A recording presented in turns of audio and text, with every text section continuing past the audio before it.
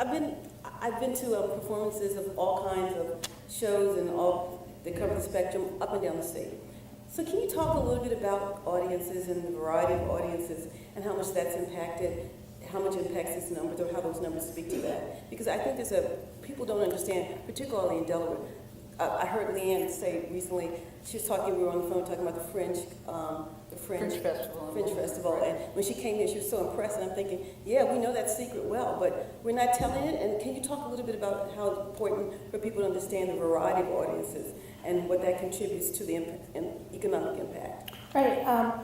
I suspect with having such a large beach community, you have seasonal attendees, and that's probably what's attracting your large number of out-of-staters. I know I am one of those people that comes and enjoys your beaches. And we thank you. Yes. And our economy thanks you. You're welcome very much. I hope you can reciprocate.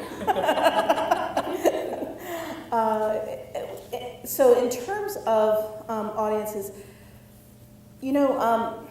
I think about the various different reasons why governments invest in support for the arts. Some of them do it strictly because it's to benefit their local citizens. In this case, they're statewide citizens. But then you look at places like England, huge $1 billion of general funding for the arts, for a REAP grant, $1 billion, can you imagine? The NEA currently is at 146 million, FYI. 146 million.